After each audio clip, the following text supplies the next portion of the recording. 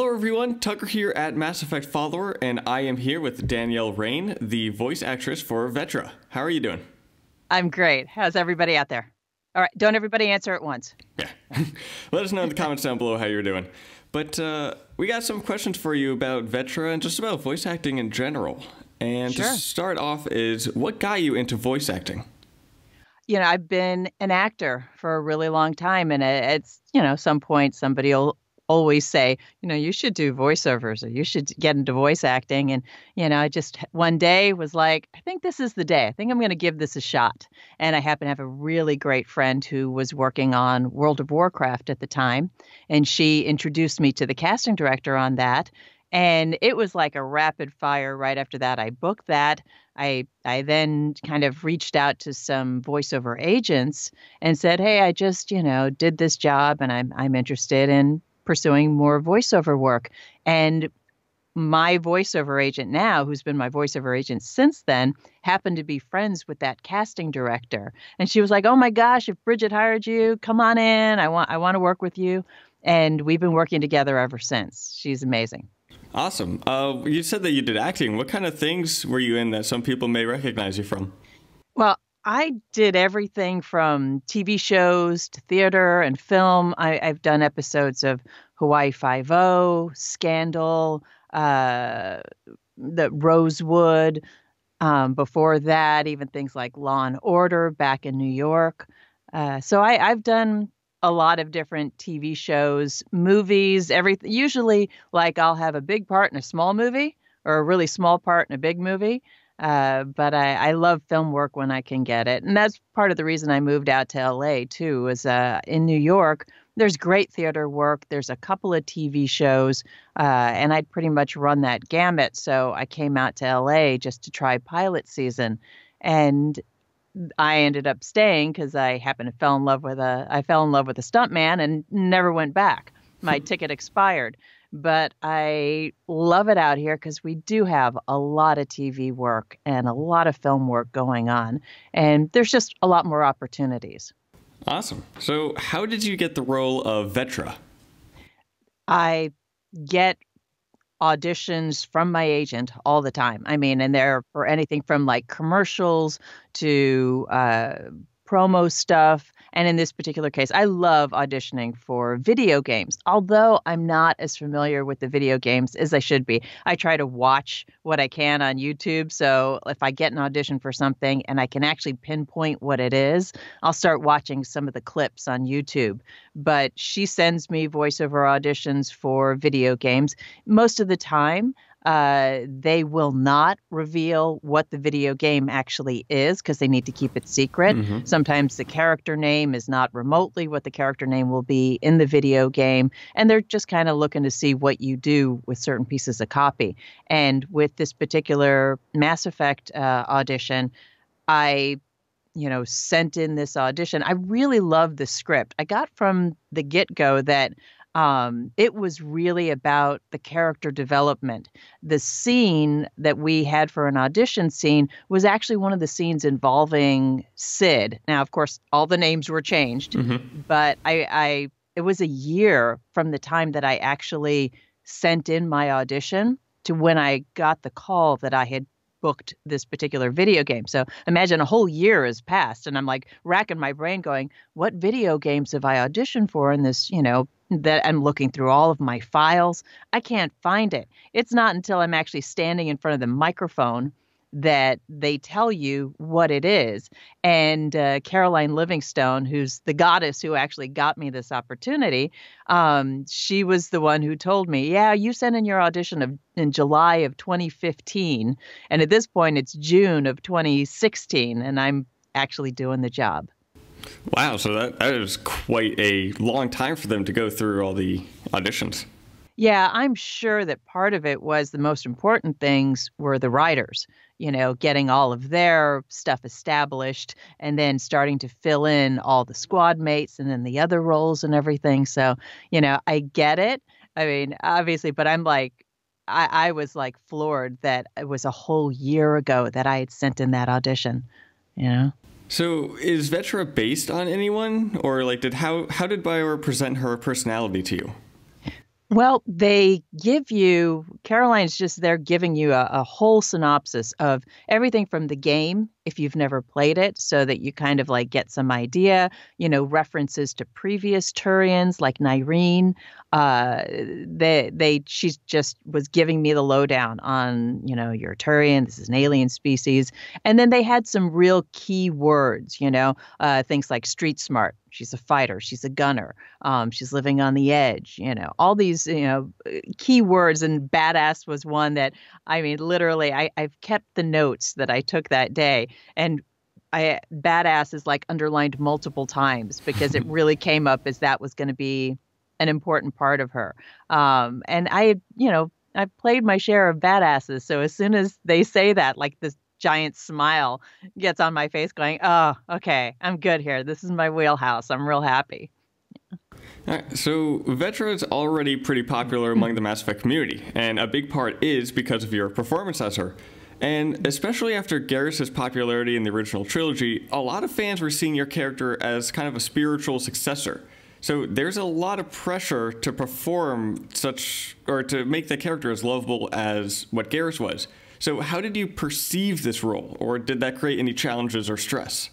Well, blissfully, I was not aware of any of this. As soon as I found out what I was working on, then you start going online and doing some research and what can I find out, but I didn't know this. If I'd known that, oh, Tucker, I don't know.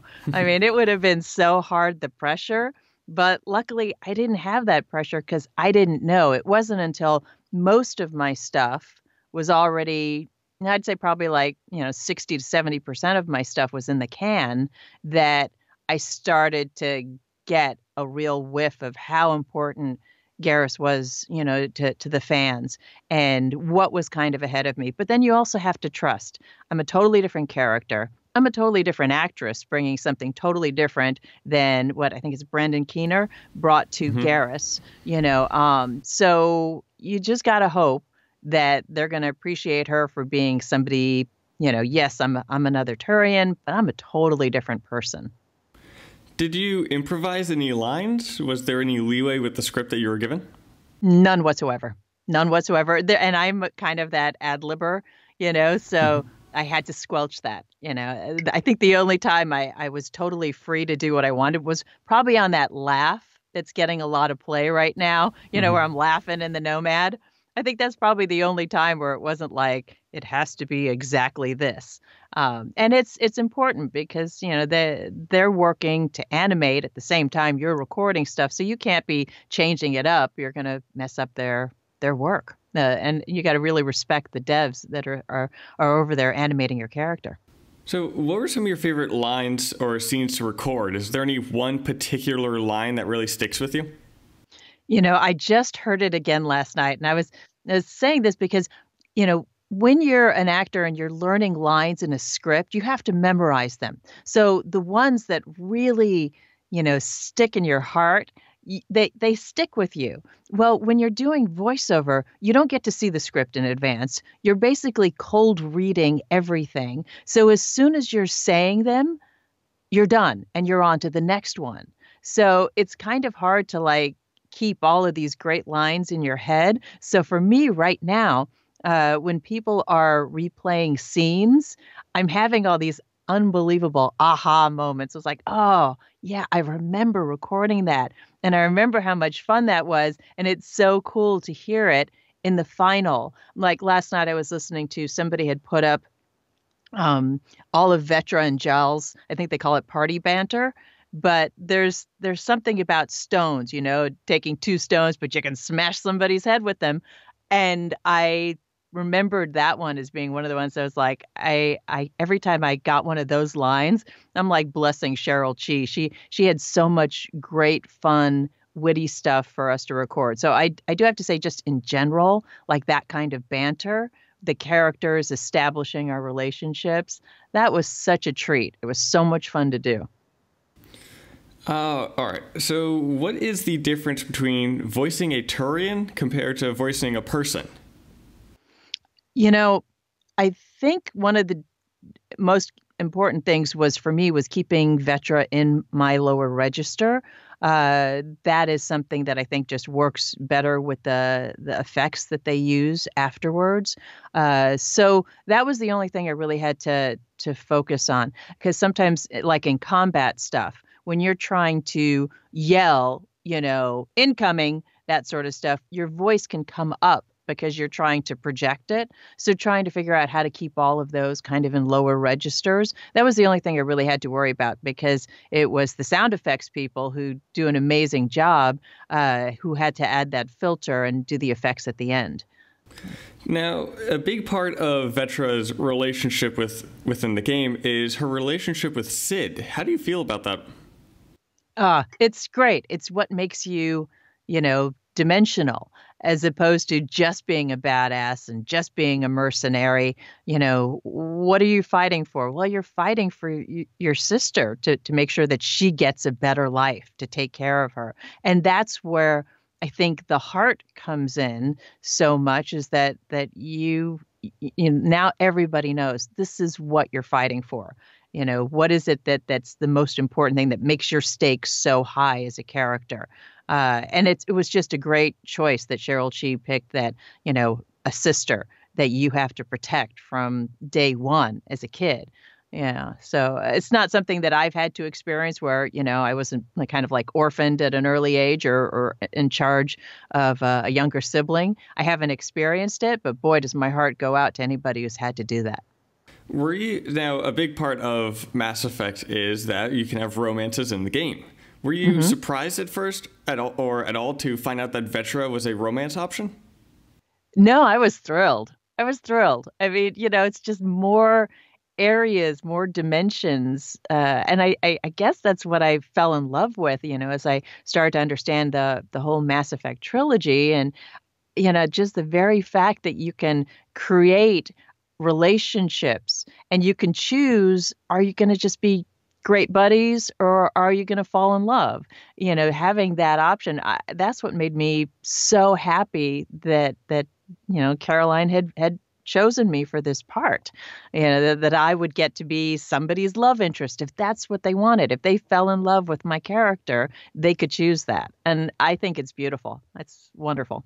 I definitely know one YouTuber who we've been talking a lot about Mass Effect, that he absolutely fell in love with your character, and it is My Name is Bife.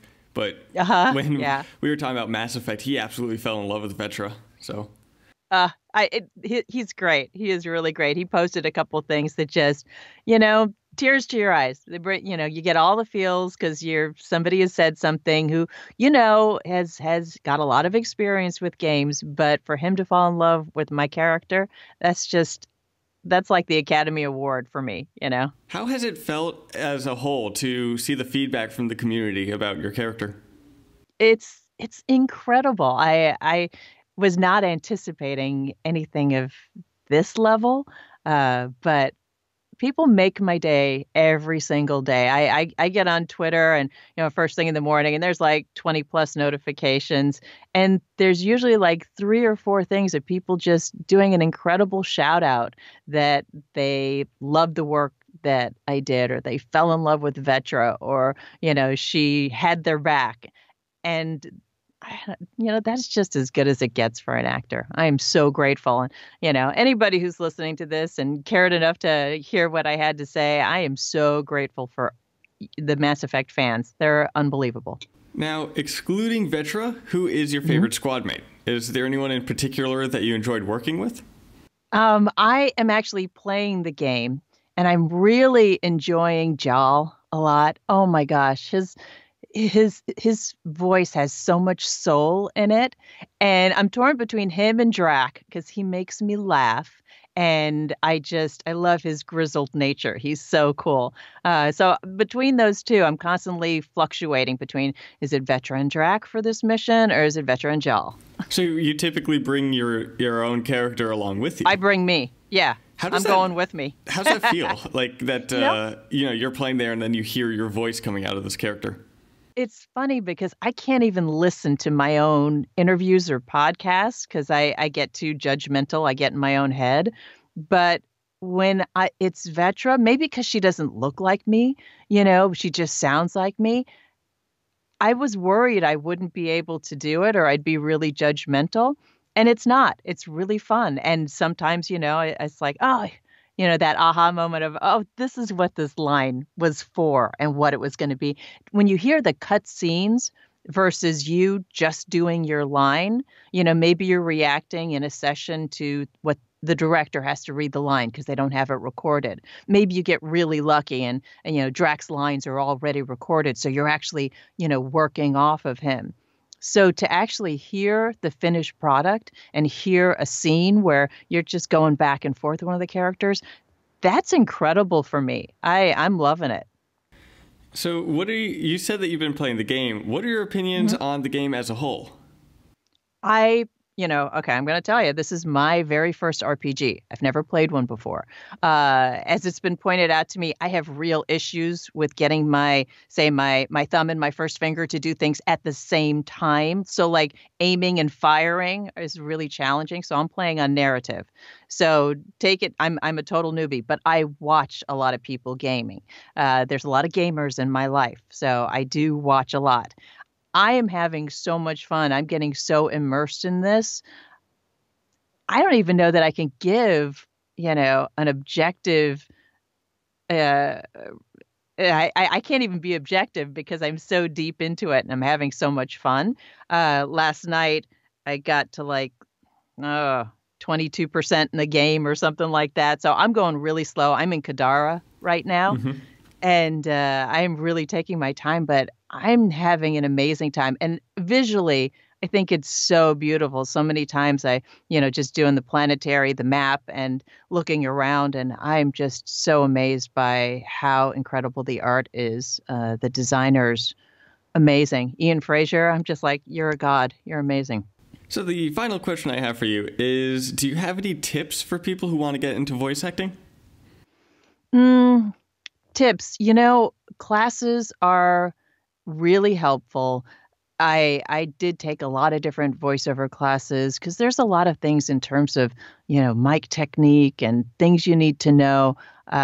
Sometimes people are like, oh, I got this great voice, I'm going to go do voiceovers, but there's so much more to it. And then it's a business, it is a complete business of, knowing how to, because these days, most people have to record their auditions from home. There used to be a time when if you had a voiceover agent, you just went into their office every day to record your voiceover auditions. They took care of all the technical aspects. You got to be able to do that now. You have to generally record everything from home. So, there's technical aspects as well as just, what do you know about acting? What do you know about improv? How are you with cold reads? Because that was the thing with video games. I was shocked. Most of the time, your script, you can work on it, you can look at it in advance. But with a video game, it's just a complete cold read. So for some people, trying to act the first time they read a line is very difficult. It's going to come out sounding like I'm reading a line. So cold reading is another skill that you can actually take classes for. That's one of the things that I'm learning personally because, this is an aspect of my career that I've added within the past, 6 years. So I'm still in the learning stage. Every time I get a job, I learn something new. And Mass Effect was no different. I was, there was everything I had to learn in terms of the timing of when it's okay for you to speak, when you got to hang on and wait, what it's like trying to cold read a line and read direction at the same time. Because, you've got your line and sometimes they have this stuff, like how, you're curious, but cautious at the same time. So now you got to layer that on top of a line you're seeing for the first time. So I learned a lot, and I really loved it. All right. Well, thank you for coming on here and allowing me to ask you these questions. If fans have any questions for themselves that may not have been asked in this interview, is there any place that they can ask you those questions? Yeah, you can always reach out to me on Twitter. I do my best to check in a couple times a day and get back to fans as quickly as I can. All right, so again, this was Danielle Rayne, who voices Vetra Nyx in Mass Effect Andromeda. If you enjoyed this interview, let us know in the comments down below. And while you're there, hit the like button and don't forget to subscribe. And we'll see you in the next video.